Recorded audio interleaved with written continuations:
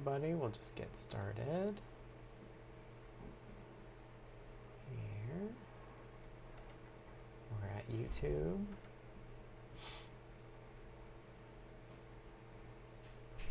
Twitch.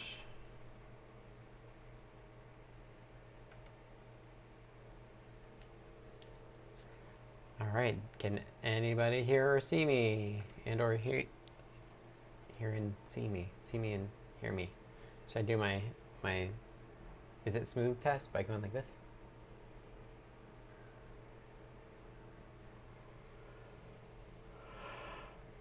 Looks like we're going. We'll get going here in just a bit. I'm a smidge early, I think.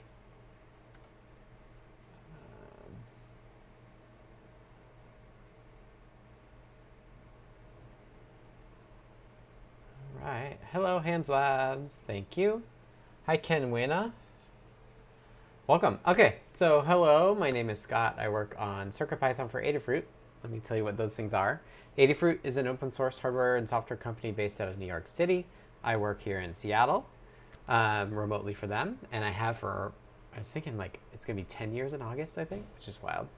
And I work on CircuitPython. CircuitPython is a version of Python designed for little tiny computers called microcontrollers. And I had a feather, and I forget. I placed it here. So this is an example. So Adafruit takes a microcontroller that somebody else makes, and this is a Wi-Fi one, so it's got radio stuff. So there's a little chip underneath this metal part that's all in one computer. And what you can do is you can talk to it via this USB, and you can program it to do whatever you want. This board in particular has a display on it, so you can show whatever you want. This is the Feather S3 TFT from Adafruit. And so we sell this stuff, and they pay me to work on CircuitPython, which the goal of CircuitPython is to make it easy for you to make these little devices do whatever you want. You plug them into different things, and you can have them do different things like I2C or audio playback or both, that sort of thing. Wi-Fi access, network access, that sort of thing. So this is a deep dive. I do this almost every Friday. If I'm unable to make it, thanks in advance, and as always to Tim, aka Foamy Guy, who does deep dives on Tuesdays now and also fills in for me on Fridays when I can't make it. So it's an hour-long thing. It used to be 2 hours. Now it's just an hour. I would love to answer questions. I go on tangents if people have them, but I basically show what I've been working on. So it's a deep dive. It's meant to be like quite technical, or just talking about kind of whatever's going on in my brain. And if folks have questions about CircuitPython or electronics, I can try to answer those here as well. I'm more than happy to wander, as folks know. So if you watched the last few, I've been really, well, the big context is LLM, large language models, and the agent way of using them. So the LLM generates some things and then triggers something to happen and gets the feedback from that thing that it triggered, and it kind of goes and goes and goes until it thinks it's done. I had a good agent week. I think I'm kind of fried from it, actually. It's like, why am I like tired? I'm just like, well, besides the fact that like my 4-year-old is having some nightmares, but like I think I've just been really in the zone, and I think my brain's done with that for the week. So what have I been doing? Well, as I talked about with agents, the thing is the power of this agent thing that Claude Code kind of established is that you generate something, and then you run a tool that gives it feedback as to whether it worked or not. Most of what the code we do for CircuitPython is actually code that's interfacing with these little tiny microcontrollers. And so being able to get that actual hardware in the feedback loop would be really, really helpful. So I've been working on hardware in the loop testing. I talked about the last few weeks. And kind of what I've focused on like the latter half of this week is adding logic analyzer support. to like making firmware for a logic analyzer that uses the ESP32-P4. And so that's what I've been working on, and then I also worked on the user interface side of that too. But first I see a question from Hams Labs, and they ask, what do you think about Anthropic holding back Mythos? So for those of you not following along in the LLM world, there's 2 or 3 main players depending on how you count. There's Anthropic, who makes Claude. There's OpenAI that makes ChatGPT and Codex. And then there's Google and Gemini. Now, I've not actually used Gemini, and I'm not sure if you should put all 3 in there, or it's just OpenAI and Anthropic. But there's been this news about Anthropic where they have this new model, but it's so good that they're worried about releasing it publicly. And so they've made it available to certain software projects. So their concern is that it's so good at finding security vulnerabilities that if everybody has access to it, suddenly nothing is secure anymore. And so their approach has been to like provide it to specific people so that they can do security hardening before something as capable as this model is available to other people. And Hams Lab is asking me what I think about that. I think that's fine. I definitely like had a moment where I was doing some OpenAI Codex stuff, and there seems to be Sam Altman, who leads OpenAI, seems to be a bit of a sketchy person to me. And so I've switched over to like an Anthropic account, and I do feel like they try to be a bit more responsible in this technology. And the other thing was I watched a few videos of the guy who created Claude Code, and he said, like, the reason I come back, like, he went to OpenAI for like a week, but then like went back, and he said, the reason I really like Anthropic is because safety is part of like the conversation day to day. So yeah, hi Beata. I'm excited to see what Anthropic does. But I also agree with the people that I follow. So if you want, like, Simon Willison's a great person to follow. He does a lot of good thought about this. Armin as well. I don't know how you say his last name. But there's some folks that I kind of like keep an eye on. That's really interesting to me. And I think I've heard Simon make the point that like models, even including like Opus 4.6, 4.7 just came out, but like it in and of itself is like game changing. So like even if nothing else changed, like we'd be in a completely different world for software engineering. So I kind of agree with that. So it's like hardware in the loop testing is like, it was theoretically good, but it was like a huge effort to maintain. Even tests are a huge effort to maintain and write. But now where code is much cheaper with LLMs, like the balance has changed, because not only do hardware in the loop tests make it better for me and prevent regressions, but it also is like a tool that an LLM could use to verify as well. So it just makes a ton of sense. And one of my approaches for doing hardware in the loop testing is that there's a number of different protocols that are just like splat out. No, it's Armin. It starts with an L or with an R. Armin Ron. I guess what his name is. Yeah, this guy.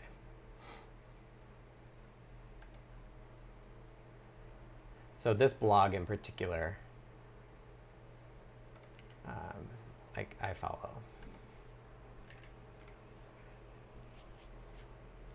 Really good thoughts about that as well. If I'm recommending, there's also Thorsten as a has like a weekly register spill. These ones are really good too. So it's like just like Thorsten's thoughts for the week, and then like links to other people and their thoughts. So I find that really interesting too. Okay, so those are some tips. So yeah, I trust Anthropic's judgment on Mythos, and it was interesting, and Simon pointed this out too, that there have been key players in like the Linux world or like other projects where they say like, we used to be getting like, they had bug bounties, security bounties, and they would give people money. And said, well, for a while we had people proposing bug fixes for things that didn't work very well, like there was the AI slop, and then at some point like those security vulnerabilities we're getting reported are like quite good and actual problems. So I suspect that that's what we're seeing too, and this is what some Simon and I think one other person pointed out, that like all of these fixes that are coming into the projects like Linux, like are clearly from like Mythos, which is good, which is what we want. So yeah, I'm excited to follow it. I'm a fan of Anthropic. I think they are leading this world, especially because of Cloud Code, and I know a couple people there as well, and I have good opinions about those people too. So that's why I'm kind of camp Anthropic at this point.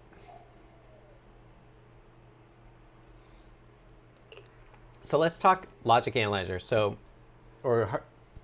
The reason that I'm thinking about logic analyzers is that there's a series of protocols like NeoPixel or the Protomatter RGB matrix stuff, and some displays are this way too, where it doesn't actually expect anything back. So you can test it without having the device on the other end, as long as you can capture the signals and then validate that the signals are what you expect. And I kind of ran into this where I was like, I have this IDF6 change, and I had Claude update Protomatter in order for it to work with IDF6. And then I was like, I got to get my matrix out, and I've got to like make it work with all these different ESP chips. And then I was like, you know what? I really just need a hardware in the loop farm where I can say like, I have one of every ESP chip, run this RGB matrix code on it, and capture the output and make sure that it's correct. And then I don't have to get any hardware out unless I believe that my like validation code is not correct. So like you have to validate the validator still manually, but like once you get the validator correct, then that's great. So the P4 is a really cool chip. I've been doing more with it. It's, I think, kind of like the next platform for us for CircuitPython. And we've had latent support for a while, but like there's not a whole lot of boards available yet. And they are also in this transition. They have like a V1 of the chip, but now they don't recommend that. They have a V3 that's like not quite out yet. So yeah, we'll get there. But one of the cool things about the P4 is that it has this parallel I/O peripheral that can capture 16 pins at a time at up to, it says 40 megahertz, but I think I found somebody else that said that you could do it at 80. So basically I've got a 15 or 16 pin wide 80 megahertz capture that I should be able to use for like validating a number of different protocols. And then you can do things like, even if you can't validate it with that, like if you're testing I2C, you could still like use the P4 as the target device, and then you could use the logic analyzer part of that to capture it as well. So I've been working on that firmware, and I was like, you know what? If you saw last week, I've also been working on this firmware to bridge USB up to IP. So there's a protocol, USB IP, and the idea being that I can have like a self-contained,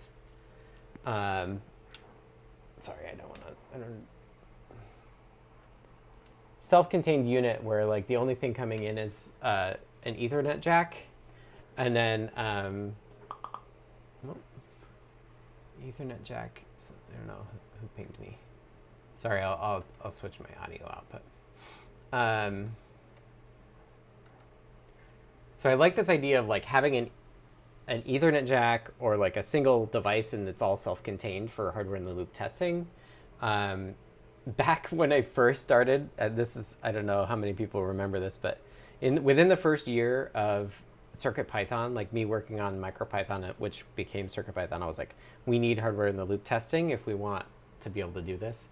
And so I did this project. We called it Rosie CI, and it was like this Raspberry Pi, and it had all these dev boards hanging off the side of it, and it just used the bootloader to load stuff, and it was just like not reliable enough. We like ran into problems where we get the Linux kernel in this weird state, like because the USBs are coming and going and doing all this stuff, and like maybe the USB code doesn't work, or like something happens. And so like I really, when I was thinking about how I want to do hardware in the loop going forwards, I decided that I really wanted to lean into, like, I discovered the USB IP thing because Zephyr has support for USB IP in their native sim. So that's how you can like test it there. So that's what got me on the radar. And the nice thing about that is that I can then write, so like code is really cheap to write now, right? Like LLMs are really good at generating a bunch of code. I'm no longer limited by how fast I can type or think or learn about APIs in specific ways. And so like having Claude just generate me like all of the like, how do I interface to a serial device over USB? With USB IP, I can have Python code that's reading and writing to a TCP connection, and I don't need that test device as via the bridge in my Linux kernel at all. So like it keeps my host device or any other host device separate from that, and isolated from it. So I think that's quite cool. So when I was doing the logic analyzer, I said, oh, well, I want this to work in two ways. One, I want it to work standalone so that I can just like, here's a P4 and you can load my logic analyzer firmware on it and do captures. Or I actually want it as a virtual USB device within the bridge itself. And I got that most kind of working. I should say I got this all kind of working. But the idea is that I don't actually need another device. I can just have it pretend to be the same device, but having it running alongside the USB bridge at the same time. And I intend on doing that also for the device that is controlling like GPIO pins and being the I2C target or the SPI target or the UART loopback. So yeah. Okay, so Tyeth has a comment. That's much better than expected. I was going to mux 24 megahertz of an 8-pin cheapo logic analyzer.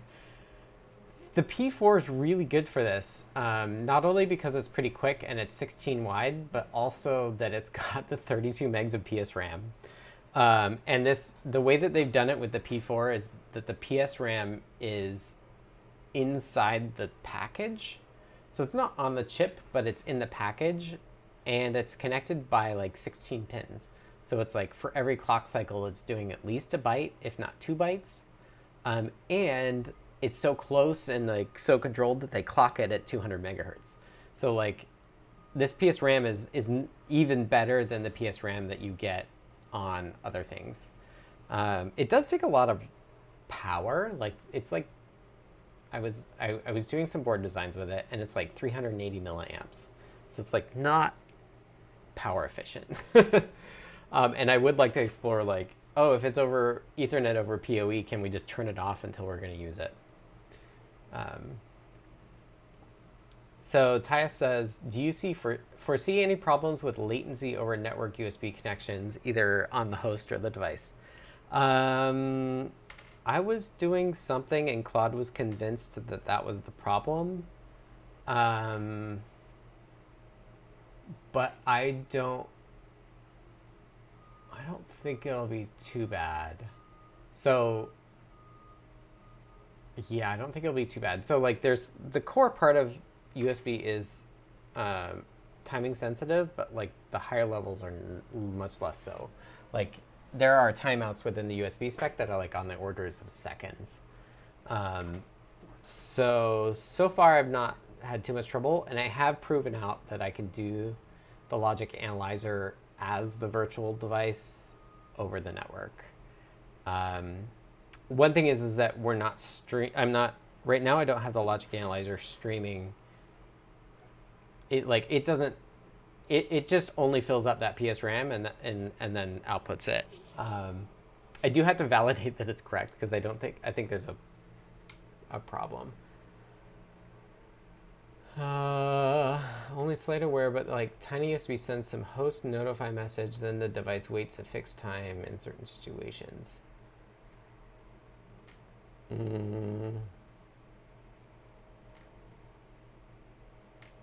Yeah, I don't know.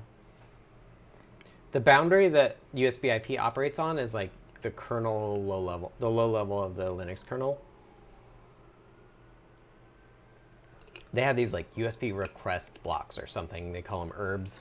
So you get an herb submitted and then you like reply back to that. We'll see.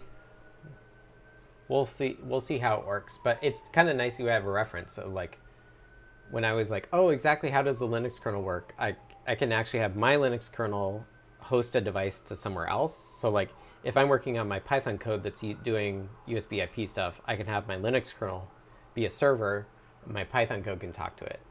Or I can do the opposite. If I'm working on the bridge, I can have my Linux kernel talk to the bridge and make sure that like they're working the way that they each expect.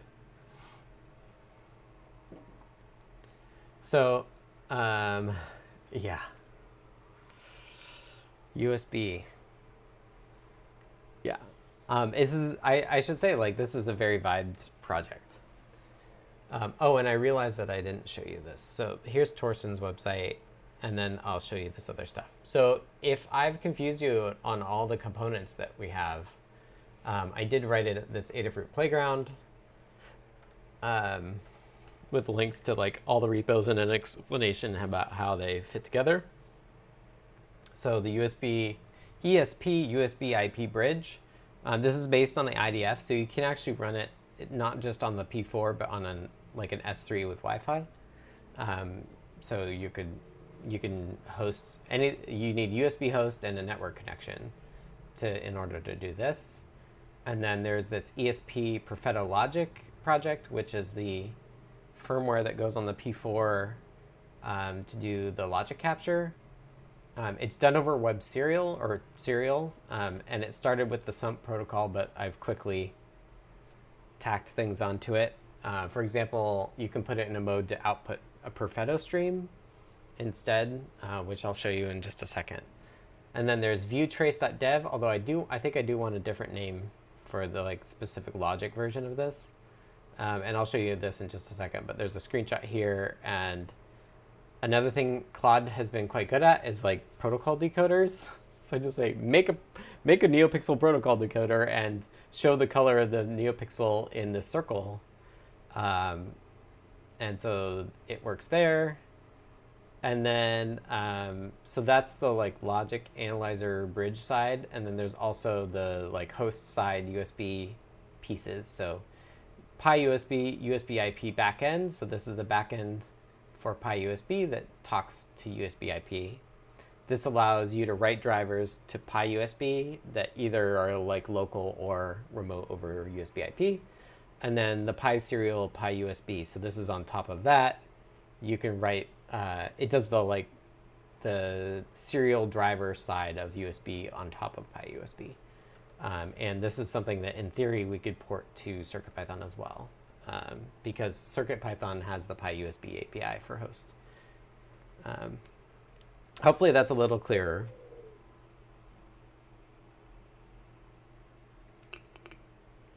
Clear as mud.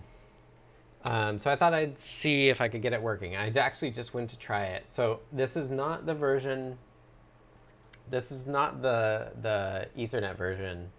I just over here next to me, I have a P4 function EV board with just one pin to another board that's doing a rainbow NeoPixel.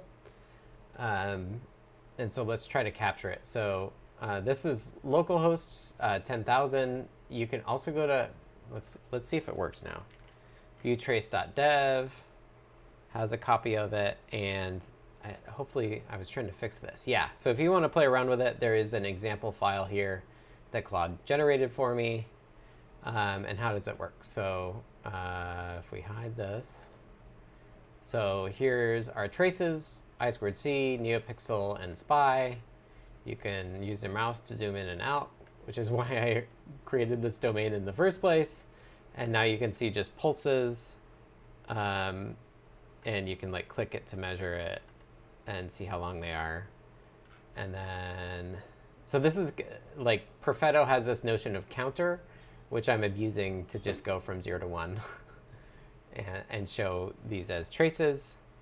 And now if I want a protocol decode, this is, again, how I vibed it up. You can hit protocol decoders, and here are my traces, and here is my protocol decoder, and I can connect them. And if I put this down, now I can see the neopixels, and what it's doing is that it's showing me both in time and position kind of in the strand. So it knows when it resets. So it's like the first pixel's here, second, third, fourth. And if I could zoom out more, like because time would shrink, you'd see them vertical. And then if you want to see like the underlying decoding that's happening, so there's like, here's the trace we saw before, and then there's a pulse width decoder. So given like how long the pulse is, it's either a 0 or a 1. You can see these are zeros, and then it's batching those into 3-byte colors, and then the 3-byte colors get rendered in this other way as well. So that's how I have it working. And then I can do similar things for I2C and SPI. I do want to work more on this. So Mark says, the fact that with AI you can write UIs and little nice features like drag a line between boxes without spending hours figuring out how is my favorite thing. So I didn't actually have to even have the AI write this for me. If you go, so the real version of this is ui.perfetto. Oh, where's my? If you go to ui.perfetto.dev, this is what it's based on. So this is the like Chrome version. And Android version. So it's designed to see like profiling traces for Android and Chrome. And the reason that I forked it is because it says use WASD to navigate the trace. So like if we open a Chrome trace, let's just open one for example. And we'll put this down. So this is their example for what it looks like with Chrome. And I don't know how to move it because although I do like the selection. So the reason that they want you to do more like selection first, whereas like I'm like more dragging first. Let's see, I don't even, so I have trouble with shortcuts because I don't have QWERTY, and I also don't have like labels on my keys. But you could actually do like traces and stuff. So this is what the project's based on. And if you go over here, there's a data explorer, and the data explorer, hi Bamut, is actually this thing that I would say reuse this thing. This thing is cool. The like box and drags and stuff. So I turned off other things.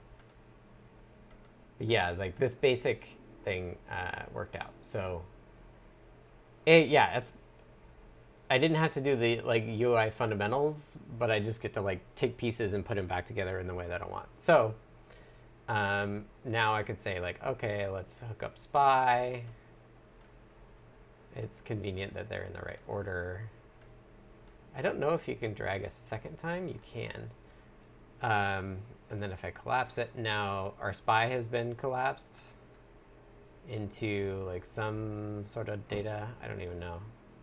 It's like transactions and bytes per byte. Which then in theory you could like have another cascading decoder for that. Bamut says, so I need to update my ESP32 so I can maybe do BLE workflow with it. Do we have BLE workflow on ESP32? How much flash does it have? Because I think we only have BLE if you have more than 4 megabytes of flash, if I remember right. But I think we do have BLE. And then for I2C, here as well. And now the I2C trace is collapsed. and you can expand it back up. What I would like to do with I2C is actually have it have outputs, one per address, so that you can actually have like decoders for specific devices and actually see like register level stuff. So I'm super excited about this. Lamore was like, I think on Monday, Lamore was like, or maybe it was last week, like, oh, like you want to get back to this like low cost logic analyzer project that you wanted to do years ago. And I was like, yeah, I do. I really do. We're looking at the P4 and it's a great option. Okay, yeah, if you're 8 megabytes and 2 megabytes, I'm assuming that's 8 megs flash, 2 megs RAM. But yeah, BLE I think does work with 8 megabyte ESP32. Tyeth says BLE workflow isn't reliable. Really, stick with the Wi-Fi web workflow for now. I would love to make BLE better. So yeah, it would be good to figure out why the BLE workflow is not reliable. It is not as used as much as Wi-Fi workflow. And web workflow, there are open issues for that as well. But so much of what I'm thinking about now is like, anytime I see a problem that I want to fix, I'm like, what do I need? Like, what test harness do I need so that, like, one, we can verify that it doesn't regress, and two, like, we can automate fixing it. If you're asking how to update, so the best way to do it is I'm in Chrome. You can just go to circuitpython.org/downloads, find your ESP32, whatever it is. And in Chrome, there's this open installer thing, which will do it over. I need/want to use it as a BLE CAN adapter. I've not seen sample code to do that, but that doesn't mean you can't. Yes, Tyeth says, with this hardware in the loop testing in Zephyr, there'll be a good opportunity for LLMs to attack BLE problems. 100%, and in fact, we don't actually need hardware in the loop for that because the native sim on Zephyr has BLE support, which is really cool. So you can actually have two emulated CircuitPython devices talking over BLE to each other in the test, and it's actually not even real time. It can run faster than real time as well. So I have not put tests in yet, but that would be the place to start. Is that we should actually be able to do native sim tests that do anything BLE. They do not support Wi-Fi right now, so it's BLE and like Thread or like 802.15.4, which is what Thread's built on. Yeah, so for the ESP32V2 Feather, if you want CircuitPython on it, you go to circuitpython.org, find the board, and then I would use the installer. That's the easiest way to get it upgraded. Because you're not going to have a UF2 bootloader, so I would just use this installer.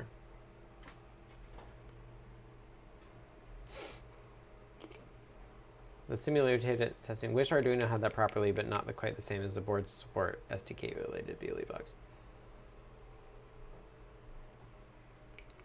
Yeah, I think part of our problems come from like not having great concurrency support.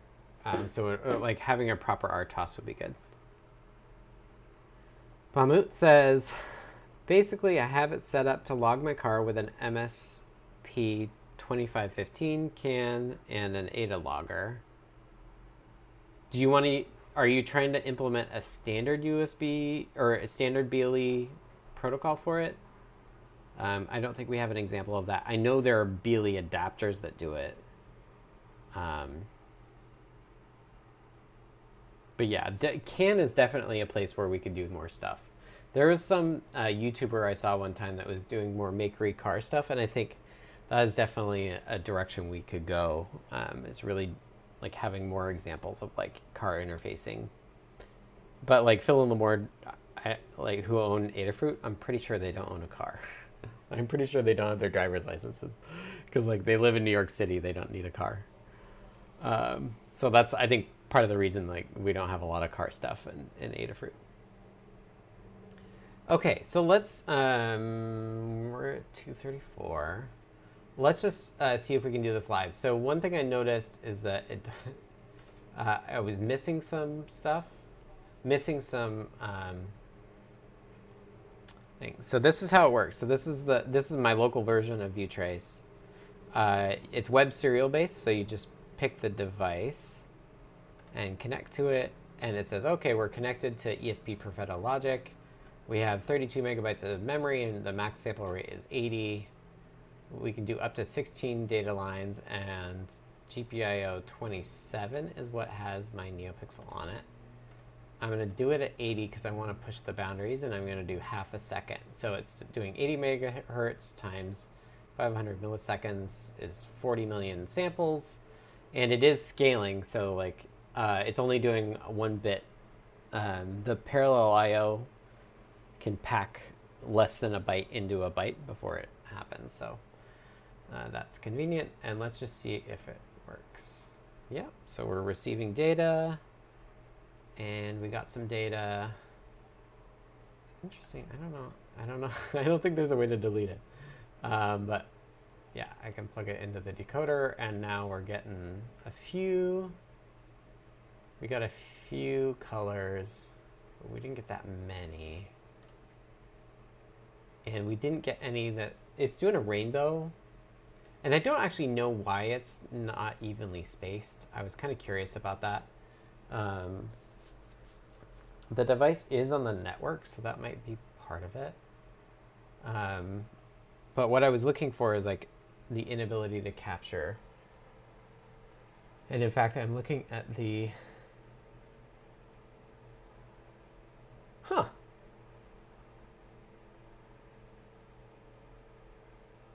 Okay, so let me show you what I just went for.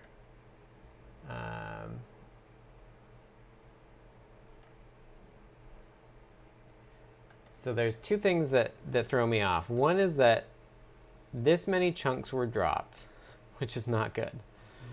And it does say that it processed all of the samples that it expected to. So I can only use this logic analyzer to validate my code if I know that the logic analyzer actually works.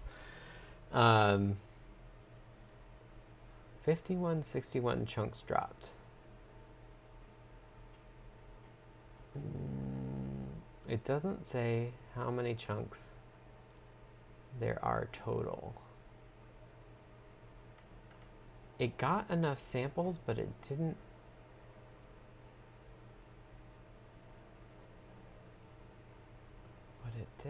How does that work? Okay, so now is when I ask Claude, which is in my other part here. Actually, let me copy it.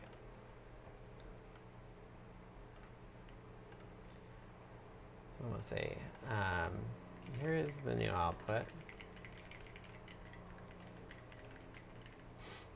How is it that we process the right number of samples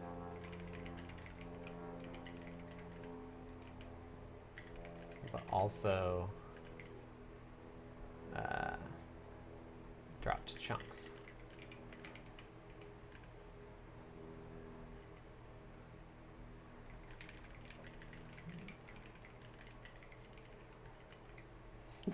Chunk is kind of a funny word. Okay. So Bamut says, I mean the piece I'm missing is the GAT/gap profile for the application to see the logger. Yes. So that is what I don't think I have an example for, and I don't know what it is. So you're gonna have to figure it out what it is. LLMs are really good. If you can find an example, like an Arduino thing that does it, like you can point it to that and say, write me CircuitPython code, and it will hopefully work. But yeah, I don't think we have an example of CircuitPython that does it.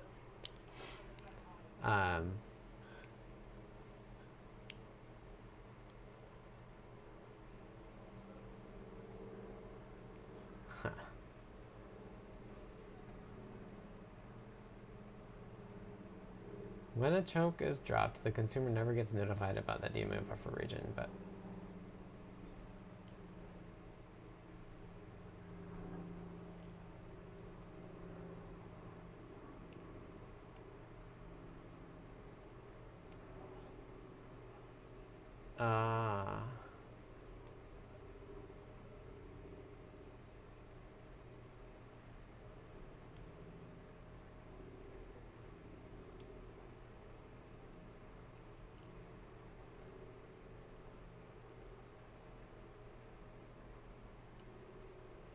okay, I was thinking about this. TCD asks, was ui.perfetto.dev designed to show what the processor was doing, functions performed to expose the timing, compared to logic analyzer looking at bits? Yes. It's doing like Chrome performance stuff. Can viewtrace.dev show what is going on in the processor to explain why the timing was not evenly spaced? Not without us logging that. So in theory, yes, we could like, and I played around this with tracing from microcontrollers a little bit, but you basically, like, if the data was in the Perfetto file, it would render it, but it's not. The only thing in the Perfetto output is these counter tracks. I forget what they call the other track type. There's like a couple different types of tracks. There's also instant events. There's a ton of stuff that like you kind of build on, which is great. The other thing I will say is that I have in the native simulator, I've added Perfetto support so that when you run the native simulator, so like for testing GPIO, I made the GPIO emulation right to a Perfetto trace that like GPIO is changing. And then native sim can also take in Perfetto traces for like other external GPIO. And in that case, I think it really would make sense for us to, maybe not, but you could totally put like function call trace hierarchy in there. The problem with the native sim is that it's not cycle accurate. So like running CircuitPython code itself takes no time because the notion of time is emulated. If you sleep for a second, it will like change the virtual time. But if you're actually executing like, executing an instruction takes time, but in the native sim it doesn't. Like running code doesn't necessarily doesn't automatically advance time. So yes, this is the Perfetto UI is originally geared towards profiling, but I'm really excited with how well the like NeoPixel demo turned out. I actually want to do one for visualizing screen like pixel transmission of like screens and stuff. I think that'd be really cool. You could do the same trick where like, for that given slice of time, you get the color of the pixel, and then like if you zoom out, like they coalesce into like the actual image. I think that would be neat. I guess I don't know how that would actually work. It'd be pretty cool. And that code is like pretty much all of these things. I think I've pushed what I've been working on pretty well. Although I think, yeah, we're getting time. Okay, the fix for this, I think, is that I don't think we need the queue. I don't think we actually need the queue.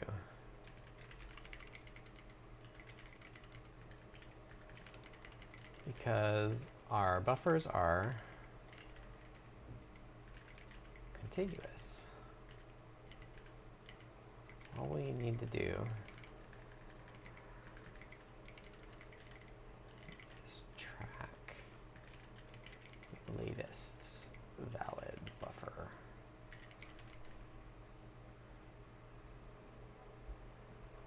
So we don't output faster incoming data. we'll see how that does. So I just realized that there's another big piece that I could talk about. And that's that we don't have any Adafruit P4 hardware. And I'm like, I really would love to have, I've been brainstorming in my brain about like one P4 board that would be like the standard board for doing hardware in the loop testing. And before I accomplish quite that, because that involves, in my brain, it's two USB-As that have a hub chip and optional power over Ethernet and Ethernet. It's like, let me actually do it a little bit simpler, because a lot of these P4 dev boards are like, generally their goal is to be very thorough about all the functionality. I actually want the opposite. I was like, I really just want a dev board that's like trying to be as many pins as it possibly can. So I've been working on a dev board the last couple days. Let me get it fitting. Did I mention I got my monitor mount? So I actually have two. I have like my vertical one here now. Like my old monitor is now vertical here, and I'm really liking this setup. And then I've got my new monitor here. It's been great. So like most of my work happens here, but over here I can have like my chats and my music. It's been awesome. And now I have OBS on that side as well. Anyway, I've had a good week. It's been busy, but yeah. Okay, let me zoom out. So this is what I'm kind of thinking about. So this is a P4 board. The goal is just to be as much GPIO as I can be, and like a bare bones board. So a better way to view this would be with this view. And obviously I'm not done with it, but I was thinking about this where I want a lot of pins, but I want to be able to only put part of it on a breadboard.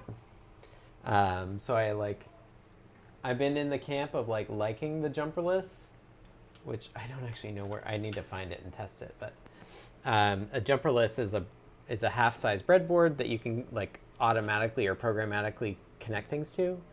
And I actually wanted this board. The idea I had is like I want to, if I need 8 or 16 pins, I just put part of it and the rest hangs off. Hold on. Sorry. And so this design is kind of like experimenting with that, where if you want 16, you go here. If you want 32, you can go there. If you want 48, you can go there. And you can get like, this is 6 sets of 8 pins with a 1 pin gap, so that like there's like this little, at the end of the breadboard, there's like this little plastic part that is like a pin's worth of gap. Although maybe I should do 2 pins, like if you wanted to put 2 together.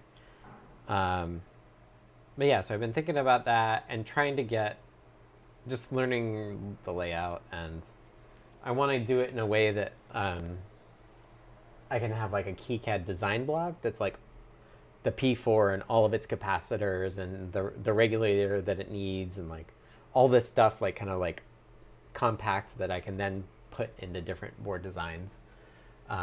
So this one that I have here is this like weird idea I'm thinking about of like, how do I break 48 out in a breadboard friendly way? And I was like, okay, well, how tall is it gonna be? And it's like, I did this thing where I have these circles for where the pins are, and I thought, oh, well, a feather, like I know I want to do a P4 feather, or Lamore wants to do a P4 feather. So this should be the same width this way, so that when I put all these parts together for the P4, that like I can design block it, and now I know that design block will also fit on a feather. So yeah, that's I did that this morning and most of yesterday. So I've been bouncing around it. I've been thinking about whether doing like board design like this can like tag team with doing an LLM. I'm not convinced that's the case. But yeah, I'm thinking about it anyway. So this is like this is what, like if we wanted to sell like a logic analyzer for, well, actually you wouldn't need this. So if you wanted a P4 logic analyzer, you could just break out the 16 pins and call it a day. The reason that with the hardware in the loop tester that I want all the pins that I can possibly have is that I want to be able to have an adapter that sits on other size dev boards. And I've been meaning to count this. Where's a metro? So this is an example. So this board has a ton of pins. I'm not going to test them all, but they have come in with a clever way of having an Arduino header. And so if I could have enough pins on the P4 such that I can connect to every pin on the Arduino header, I'd be pretty happy. And I forget how many pins that is. But yeah, that's something I'm thinking about, is that I want a P4 board with enough pins that I can put it on an Arduino or on a Feather or some other form factors like these other Espressif boards, and like test as many pins as I possibly can. And the other reason I can do that is that the ESPs in general have GPIO matrices that allow you to put most functions on any pin, including the parallel I/O. Including the parallel I/O peripheral can be muxed to any GPIO. So yeah, this board, I think I can break out 48. I could actually do 50 pins, I think. It's like 50 or 51 that are not in use. But the Ethernet version will have less because we'll have to connect the Ethernet.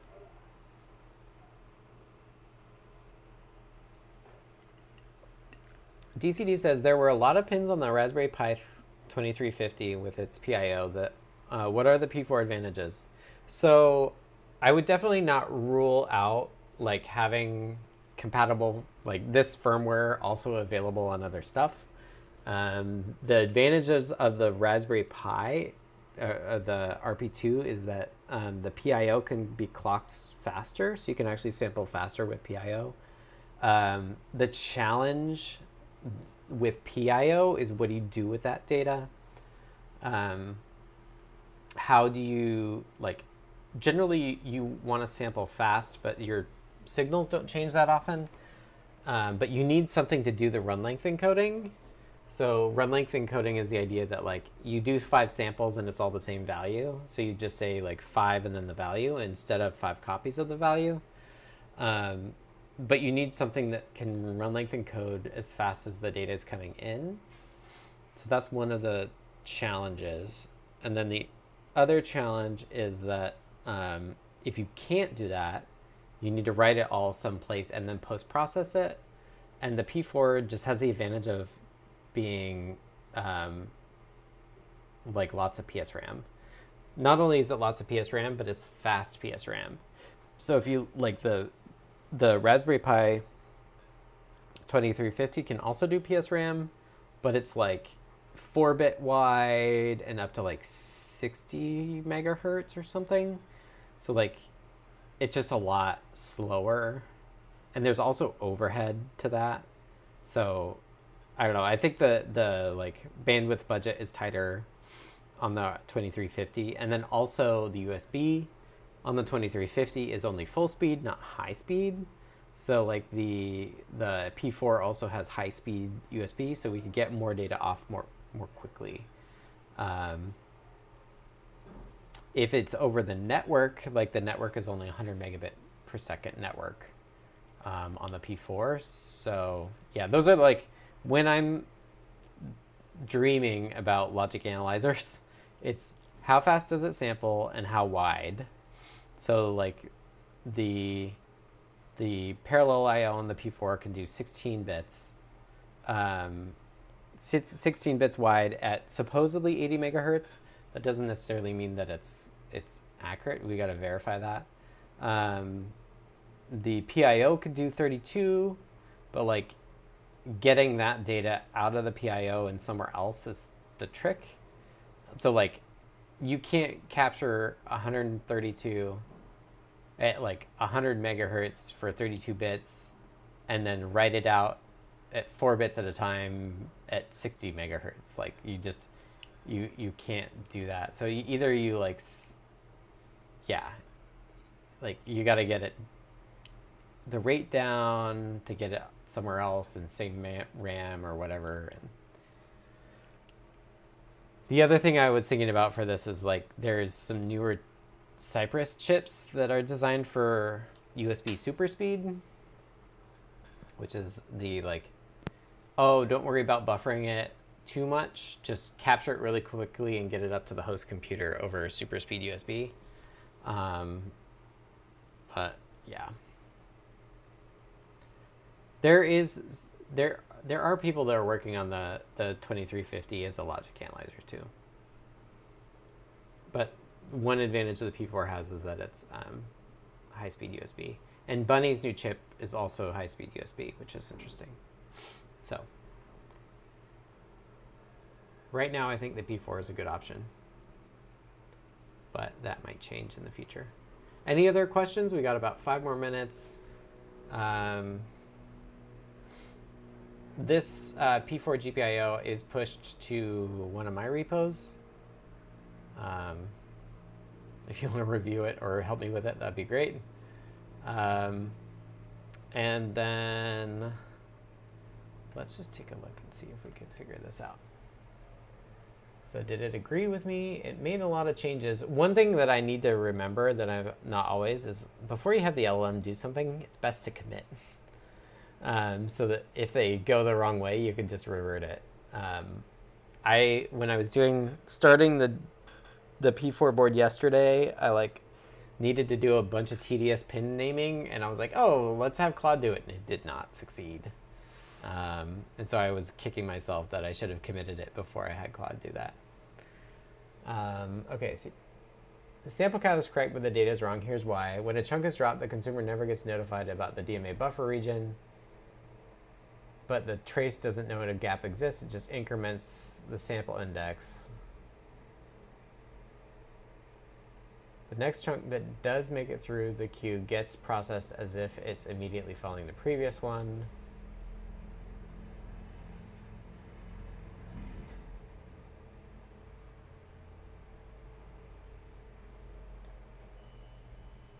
Oh, we read that. DMA buffer is one contiguous circular region. The queue is just passing pointers into it. Write pointer, the ISR updates, and a read pointer, the consumer advances.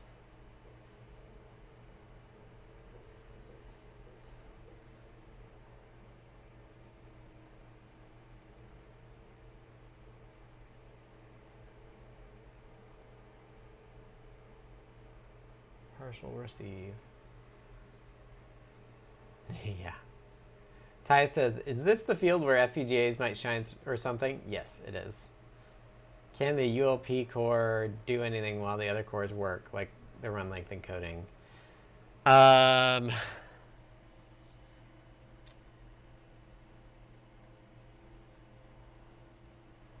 It's all a matter of cycle counting to be able to keep up with that data rate.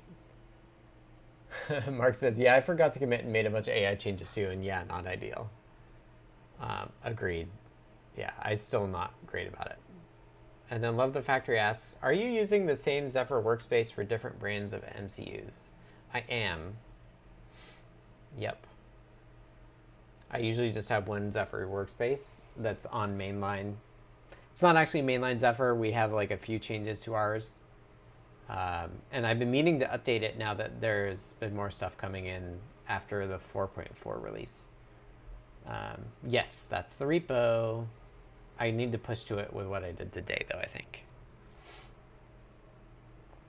And there's an Adafruit fork of the Espressive kicad libraries as well, where I did a tweak to that.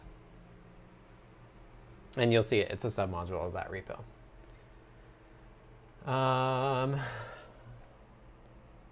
Okay. Should we try it? Wait until the write pointer differs from the read pointer.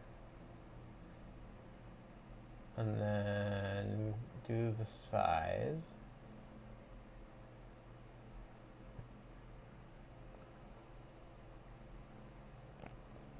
Let's just try it.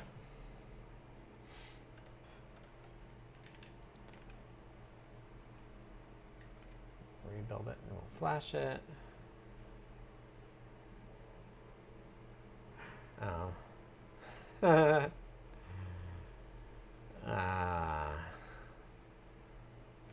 LLM didn't generate code. Fix the build. One last trace. Maybe. We'll see. Oh man, I've not used my... I've only used $1's worth today. I've not been vibing today. Very excited for like what the like viewtrace like logic analyzer stuff could become.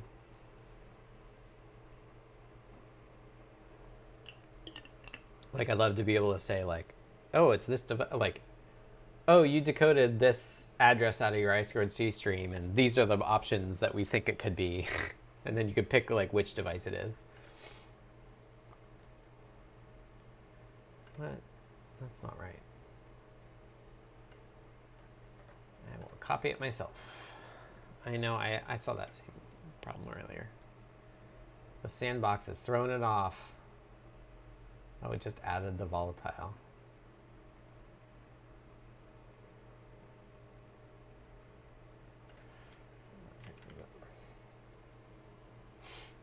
Oops, that's not the right command.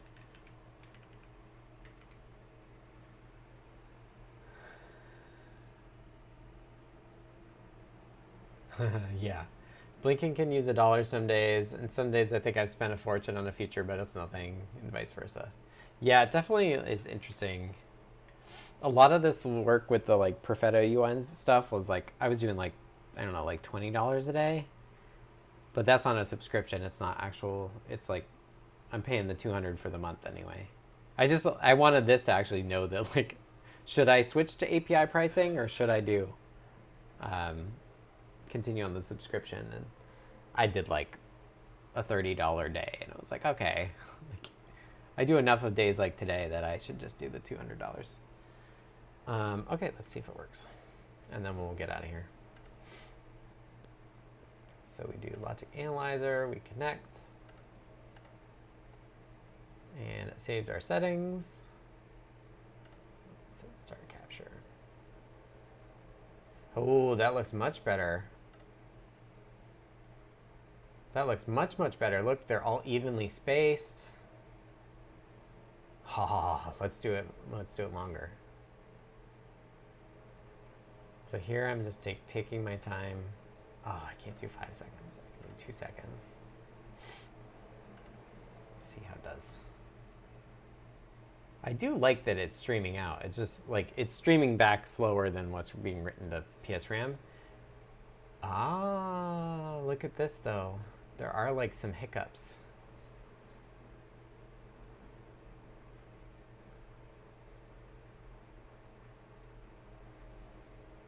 So it's not, what I really should do is I should,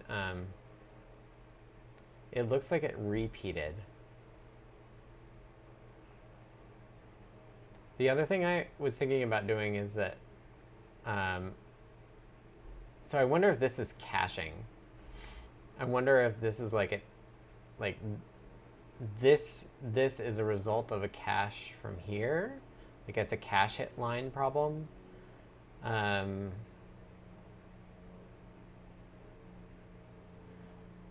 just ask it. This is a different box. I want a different. Do we need cache validation ourselves now?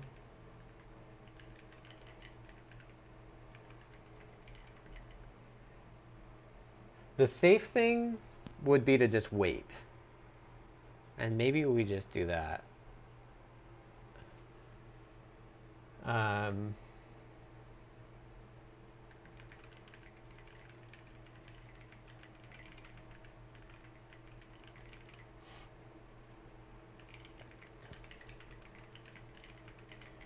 I don't want to.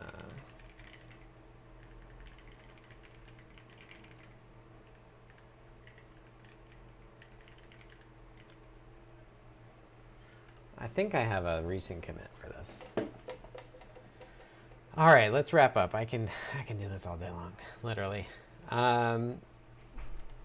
Keep an eye on my repos. Test it out if you want. Any P4 board should work, although you're going to have to make sure you get your chip versions right. And what else? If you want to support me, you can go to adafruit.com, purchase hardware there. Like I said, we don't have any P4 boards yet from Adafruit, but we're working on it. You saw that a little bit earlier. Thank you. How did you identify the correct chip version? So the boards from Espressif with the version 3, they have an X suffix on it. I think that's how they're going to do it. So like, if you have a P4 EV function board, that's going to be version 1. If you buy the P4X EV function board, that's going to be 3.1. And right now, and this is running on a version 1. The board, EV board definite or version number changed on it as well. But yeah, generally, like if you're buying something P4X, that's going to be the version 3. And like the DigiKey version of that had to be like, these are engineering samples. And so if you buy something from someone else, like M5 or Waveshare, like it's probably version 1 still. Because I don't think the 3s are generally available yet. All right. So thank you all. I think I'm around next week. I'll have to take a double check. If you want to be notified about changes to the deep diving stuff, you can join the Discord if you're not on there already. The URL for that is adafru.it/discord. You can ping me on there. I'm TanNewt, and I'd be happy to add you to the deep divers role. That's how I can just say like, hey, like I'm streaming or I'm not streaming, or like any changes. I can get a hold of you that way. And with that, I'll show you a nice sunny day and we'll get out of here. Thanks, everybody. Have a great weekend. I'm excited for walking in the sun. Thanks, DCD. And I think Supermat too, although I think they might have deleted it.